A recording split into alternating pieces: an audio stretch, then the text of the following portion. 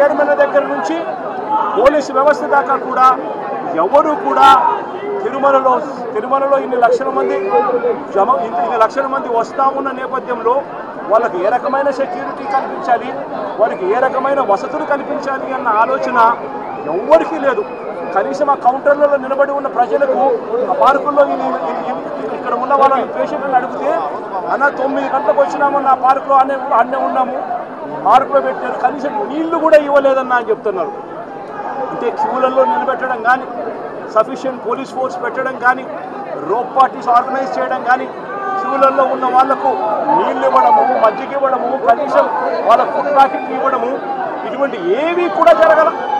కనీసం వీళ్ళు మనుషులుగా ఉన్నారు అని పట్టించుకున్న పరిస్థితి కూడా ఎక్కడా లేదు. గాలికి వదిలేశారు నిర్లక్ష్యంగా. ఇదే 5 సంవత్సరాల కిందట మా ప్రభుత్వంలో 5 సంవత్సరాలు చూస్తే ఇటువంటి కార్యక్రమాలను ఎంత గొప్పగా చేశాము అని చెప్పి ఈ రోజు కూడా ప్రజలు చెప్పుకునేంత గొప్పగా ఈ వ్యవస్థ నడిచింది. అలాంటిది ఈరోజు చూస్తే కనీసం నీళ్ళు ఇచ్చేవాళ్ళు లేరు, క్యూలలో నిలబెట్టేవాళ్ళు లేరు, పోలీసులు కనీసం రోప్ పార్టీలు అక్కడ ఉండి జాగ్రత్తగా క్యూలలో పర్యవేక్షించే వాళ్ళు లేరు, కనీసం క్యూలలో ఉన్న వాళ్ళకు తిండి నీళ్లు ఇచ్చే పరిస్థితి కూడా లేని పరిస్థితిలో ఈ వ్యవస్థ నడుస్తూ ఉంది. ఇంత దారుణంగా నిజంగా వ్యవస్థ ఉంది. ఇదే పెద్ద మంచి చంద్రబాబు నాయుడు గారిని నేను గట్టిగా డిమాండ్ చేస్తా ఉన్నా. ఇది ప్రభుత్వం చేసిన తప్పు, ప్రభుత్వం తప్పిదం వల్ల ఈ ఇన్సిడెంట్ జరిగింది. ప్రభుత్వం పూర్తిగా బాధ్యత తీసుకోవాలి. చనిపోయిన వాళ్ళకు కనీసం ప్రతి ఒక్కరికి కూడా గవర్నమెంటే బాధ్యత తీసుకొని ప్రతి ఒక్కరికి కూడా కనీసం అంటే ప్రతి ఒక్కరికి 50 లక్షల రూపాయలు కనీసం ఎక్స్గ్రేషియా ఇవ్వాల్సిన అవసరం ఉంది. అదేవిధంగా ఇక్కడ పేషెంట్లుగా ఉన్న వాళ్ళందరికీ కూడా ప్రభుత్వం తప్పిదం వల్ల వీళ్ళంతా కూడా పేషెంట్లు అయ్యారు కాబట్టి వాళ్ళందరికీ కూడా ప్రభుత్వం తప్పిదంగా ఒప్పుకుంటూ వాళ్ళందరికీ కూడా ఉచితంగా వైద్యం ఇప్పించడమే కాకుండా ఇంటికి పంపించేటప్పుడు వాళ్ళందరికీ కనీసం 5 లక్షల రూపాయలు డబ్బులు ఇచ్చి ప్రతి ఒక్కరిని కూడా పంపించాల్సిన బాధ్యత కూడా ప్రభుత్వం మీద ప్రభుత్వానికి డిమాండ్ చేస్తూ ఉన్నాం. అదేవిధంగా బాధ్యత తీసుకోవాల్సిన ప్రభుత్వం బాధ్యత తీసుకోవాలని కూడా గట్టిగా డిమాండ్ చేస్తూ ఉన్నాం. దీంట్లో బాధ్యులు చంద్రబాబు నాయుడు గారు, టీటీడీ చైర్మన్ గారు, TTD EO, TTD additional EO. ఎందుకంటే వీళ్ళే ఎంతమందిని ప్రవేశింపజేయాలి అని చెప్పి వీళ్ళు ఆదేశాలు ఇస్తారు కాబట్టి వీళ్ళు కూడా బాధ్యులు. అదేవిధంగా ఎస్పీ, కలెక్టరు వీళ్ళు కూడా ఈక్వలీ రెస్పాన్సిబుల్ పీపుల్. మొత్తం పోలీస్ డిపార్ట్మెంట్ను లేకుండా చేసి పోలీస్ డిపార్ట్మెంట్ను పలసగా అక్కడ పెట్టి ఈ చావులకు కారణమైన వీళ్ళందరి మీద కూడా యాక్షన్ తీసుకోవాల్సిన అవసరం ఉంది. Endowment minister, home minister, chief minister, TTD chairman, EO, additional EO, SP, collector అందరూ కూడా దీంట్లో బాధ్యత తీసుకోవాల్సిన అవసరం ఎంతైనా ఉంది.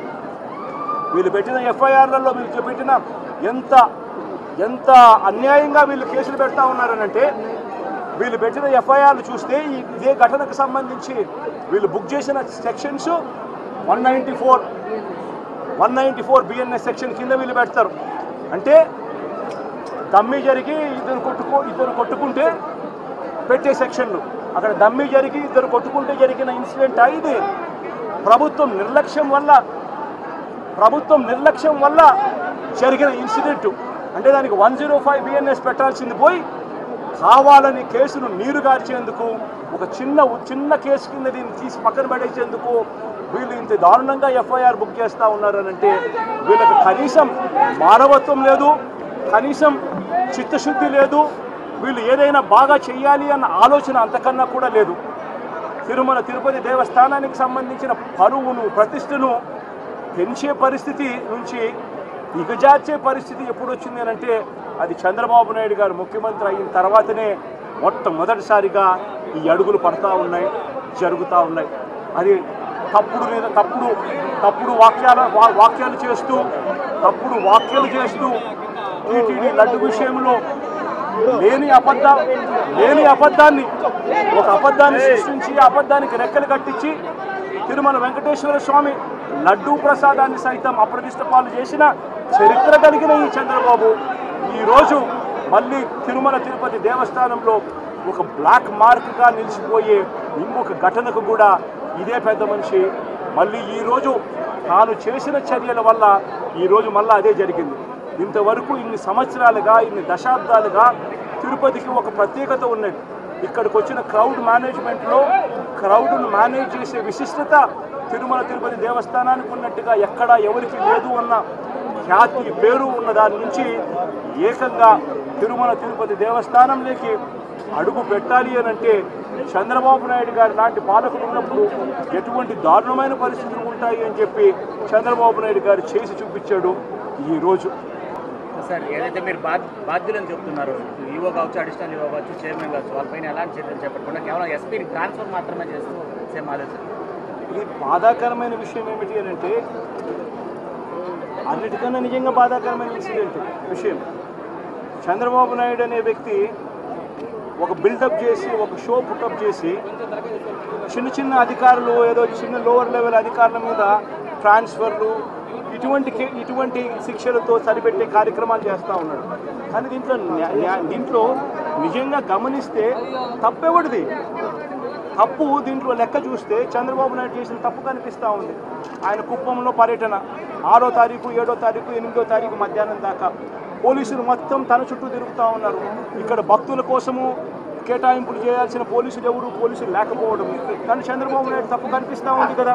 అదే రకంగా ఎస్పీ చంద్రబాబు నాయుడు గారిని ప్రసన్నం చేసుకునే దానికోసం తాపత్రయపడతాడు. కానీ ఇక్కడ ఎస్పీ వేరే లక్షల మంది డివోటీస్కు సెక్యూరిటీ ప్రొవైడ్ చేయాలి అని చెప్పి కనీసం ఆలోచన కూడా చేయని ఎస్పీ, ఈయనది తప్పు. కలెక్టర్ది తప్పు.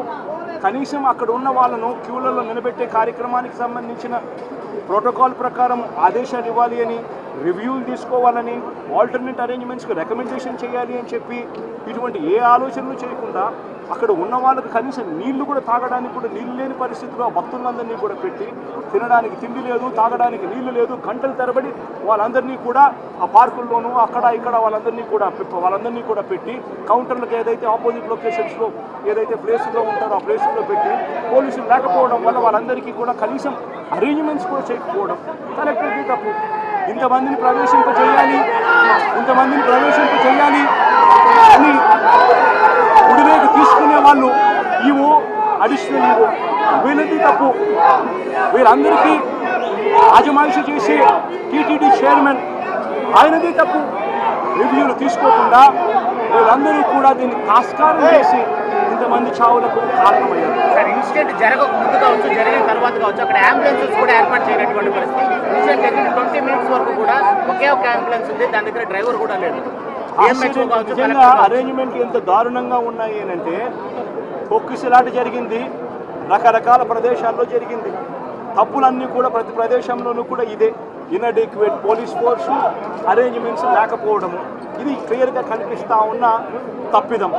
ఇటువంటి తప్పిదంలో అంబులెన్సులు కనీసం పెట్టే కార్యక్రమం కూడా ప్రోటోకాల్లో భాగంగా ఉండాల్సినవి కనీసం ఇన్సిడెంట్ జరిగిన తర్వాత అంబులెన్స్ రావడానికి కనీసం తీసుకుని పోవడానికి కూడా 3/4 గంట పడతా ఉంది అని చెప్పి పేషెంట్లు చెప్పినప్పుడు అది కూడా అప్పుడొకటి కనిపించేదే తప్పనిచ్చి కొంతమంది పేషెంట్లు అయితే వాళ్ళంతటి వాళ్ళ కింద మీద పడుకొని వచ్చినామని చెప్పి కొంతమంది చెప్తా ఉన్నారు. కొంతమంది ఏ వెహికల్ పడితే ఆ వెహికల్లో ఎవడైతే వాడు సహాయం చేసేవాళ్ళు సహాయం చేసుకొని తీసుకొచ్చినారని చెప్పి కొంతమంది చెప్తా ఉన్నారు. ఈ రకమైన పరిస్థితుల్లో పేషెంట్లు అందరూ కూడా హాస్పిటల్కి చేరిన పరిస్థితులు కనిపిస్తూ ఉన్నాయి.